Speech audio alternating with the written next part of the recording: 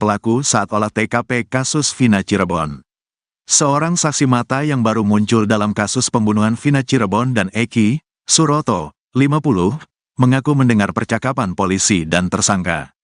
Suroto mendengar percakapan tersebut saat agenda olah TKP pembunuhan Vina Cirebon dan Eki pada 8 tahun silam. Diketahui, Vina adalah gadis 16 tahun asal Kampung Samadikun, Kecamatan Kejaksan, Kota Cirebon, Jawa Barat, yang tewas bersama kekasihnya, Eki, di Jalan Raya Talu, Kecamatan Talun, Kabupaten Cirebon, Jawa Barat pada Sabtu tanggal 27 Agustus tahun 2016. Keduanya menjadi korban penganiayaan geng motor. Pelaku kasus Vina Cirebon, menurut Suroto, mengaku memukul korbannya menggunakan balok. Sebagaimana diketahui, Suroto, 50, merupakan mandor di Desa Kecomberan, Kecamatan Talun, Kabupaten Cirebon, Jawa Barat. Dia mengaku sebagai orang yang pertama dan satu-satunya yang menolong Eki dan Vina di Jembatan Talun, Cirebon, Jawa Barat pada Sabtu tanggal 27 Agustus tahun 2016. Suroto bercerita, 2 hari setelah menolong Vina dan Eki ia kembali dipanggil polisi. Saat itu petugas dari Polresta Cirebon mendatangi Polsek Talun. Jarak 2 hari saya dipanggil untuk ikut ngantar ke SMP 11, untuk olah TKP, tempat kejadian perkara, ke belakang showroom, kebun, diajak ke sana, kata Suroto. Seperti isi dakwaan pengadilan bahwa 11 pelaku menyiksa Eki dan Vina di halaman belakang showroom dekat SMP 11 Cirebon, Jalan Perjuangan. Setibanya di lokasi, Suroto melihat sudah ada 2 tersangka yang ikut dihadirkan. Sayangnya Suroto mengaku tak mengenali 2 tersangka itu. Sudah ada 2 tersangka yang dibawa ke kebun. Gak tahu siapa, katanya. Perlu diingat kembali bahwa sudah ada 8 orang yang diadili dalam kasus Vina Cirebon. Mereka adalah Jaya, Supriyanto, Eka Sandi, Hadi Saputra, Eko Ramadhani, Sudirman, Rivaldi alias Ucil, dan Saka Tatal. Suroto berkata ia mendengar polisi menginterogasi 2 pelaku itu. Cuma aku dengar, kamu pukul pakai apa, kamu bacok pakai apa, kata Suroto menirukan percakapan malam itu. Ia mengatakan tak bisa melihat jelas wajah 2 pelaku karena kondisi di sana gelap. Posisi malam, penerangan cuma pakai lampu handphone, katanya. Suroto mengaku mendengar polisi berulang kali menanyakan tentang alat yang digunakan untuk memukul Eki dan Vina. Saya gak terlalu detail, anggota bawa 2 pelaku, kamu pukul apa, katanya. Anehnya Suroto mendengar pelaku mengaku memukul korban Eki dan Vina menggunakan balok. Pakai balok, baloknya buang di mana? Ya udah nyari-nyari di situ, kata Suroto. Pasalnya selama ini para pelaku kasus Vina dinarasikan terpaksa mengaku karena terpaksa. Mereka kompak mengaku dipaksa dengan cara dianiaya penyidik untuk mengakui hal yang tidak diperbuat. Kamu bacok pakai apa? Yang bacok si A, kata Suroto. Dia memastikan bahwa 2 pelaku yang dia jumpai di belakang showroom mengakui telah menganiaya Eki dan Vina.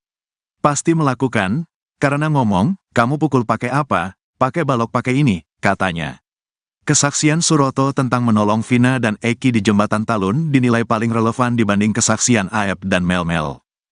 Di sisi lain, Eks-Kabareskrim Polri Komjen Pol Purn Susno Duaji berpendapat keterangan Suroto menjadi kuat karena didukung 2 polisi yang ikut membantu dan petugas Rumah Sakit Gunung Jati.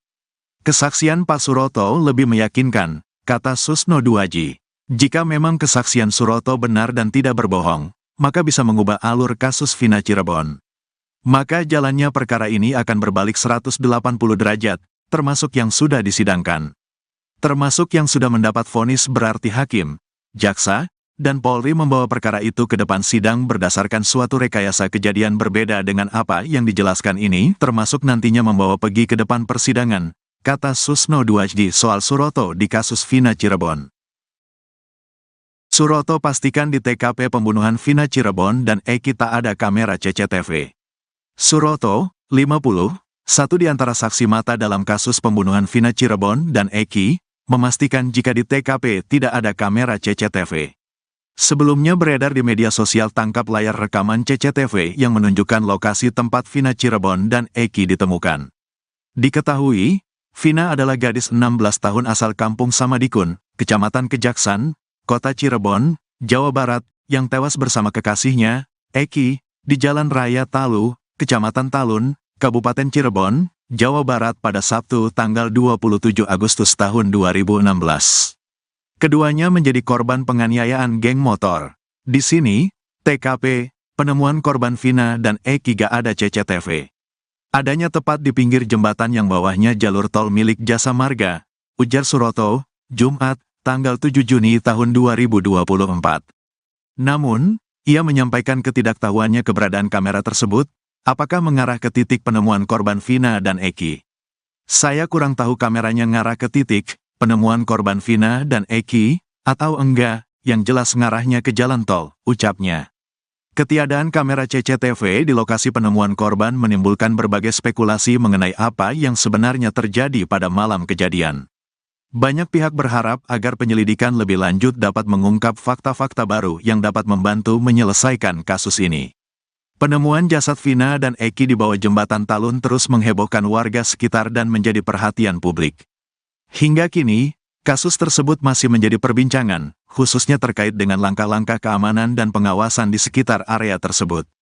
Sebelumnya, Suroto memberikan kesaksian terkait penemuan jasad Eki dan Vina yang tergeletak di jembatan Talun pada tahun 2016. Kejadian tersebut terjadi pada malam hari sekitar pukul 22 waktu Indonesia Barat saat Suroto tengah melakukan ronda di wilayah yang sering terjadi pembegalan. Ya, saya jelaskan kronologinya, jadi saya setiap hari pada tahun 2016 lalu sering berada di Polsek Talun sejak pukul 20 waktu Indonesia Barat. Tujuannya untuk berjaga dan berkeliling, karena pada waktu itu di wilayah sini, Talun, sering terjadi penjamretan atau pembegalan dengan sasaran orang pulang kerja atau perempuan, ujar Suroto. Pada malam itu, kata dia, cuaca gerimis dan Suroto melihat kerumunan orang di jembatan Talun. Ketika mendekat, ia menemukan dua orang tergeletak di dekat median jalan. Jasad laki-laki ditemukan sekitar 2 meter dari median jalan, sementara jasad perempuan berada sekitar 5 meter ke arah sumber. Pertama, jasad laki-laki itu berada sekitar 2 meter dari media jalan mengarah ke tengah jalan. Nah, lalu jarak sekira 5 meter ke arah sumber itu titik perempuannya, dekat tiang lampu, waktu itu belum tahu kalau namanya Vina. Lalu jarak sekira 5 meter lagi di ke arah sumber lagi tergeletak motornya, ucapnya. Saat itu juga, Suroto mencoba memeriksa kondisi kedua korban. Pertama, yang saya lakukan pegang jasad laki-laki, saya tanya, "Dedek itu sudah enggak?" Jawab. Langsung saya vonis saat itu ini sudah meninggal. Lalu, saya ambil, copot tali, helm karena ikatannya mencekik ke leher, saya copot. Terlihat, wah ini benar udah meninggal, karena, berdarah banyak dan ngalir dari kepala dan dari badan, jelas dia. Pria berusia 50 tahun itu kemudian fokus ke korban perempuan yang masih hidup dan meminta pertolongan. Karena waktu itu, korban laki-laki, saya anggap sudah meninggal, saya langsung fokus ke perempuan, karena dia masih hidup, bilang tolong, tolong. Kata saya, iya dek, sabar ya mobilnya, Ranger kepolisian, lagi meluncur ke sini, nanti diantar ke rumah sakit, katanya. Tidak lama kemudian, mobil polisi tiba dan mengevakuasi korban ke RSD Gunung Jati. Suroto membantu mengangkat korban bersama polisi. Saya saat itu ngangkat korban bertiga aja sama polisi. Sebelum saya angkat, sebelumnya, daerah sensitif korban perempuan, saya tutupin pakai jaket itu, rok itu tuh nyilak dan kemaluannya kelihatan. Waktu itu pakai rok dan celana dalamnya itu tidak sesuai seperti yang kita pakai, alias, melorot ke paha. Saya naikin dan saya tutupi pakai jaket lukanya di kaki, tangan. Kedua korban, banyak lukanya, ujarnya. Suroto merasa ada kejanggalan dengan luka-luka yang dialami kedua korban. Kalau mukanya, enggak laki enggak perempuan lebam semua kayak abis disiksa, dia apa gitu banyak luka. Eki luka di kepala ada, pas saya copot, helmnya, darahnya banyak waktu itu, yang jelas luka parah. Mukanya lebam semua, ucap Suroto. Menurutnya, kondisi motor korban tidak mengalami kerusakan yang signifikan. Banyak sekali pengguna jalan arah ke kabupaten pada berhenti semua, ngelihat tapi enggak ada yang menolong. Kondisi motor enggak rusak enggak apa karena ketika dinaikin, kendarain, ke polsek juga masih bisa, jelas dia. Tak hanya saat ini, pada tahun 2016 lalu, Suroto juga memberikan kesaksiannya dalam persidangan. Saya ikut sidang 2 kali. Saya sampaikan, waktu persidangan, sama seperti ini, enggak direkayasa, apa adanya. Seminggu setelah kasus selesai dipanggil, katanya. Egy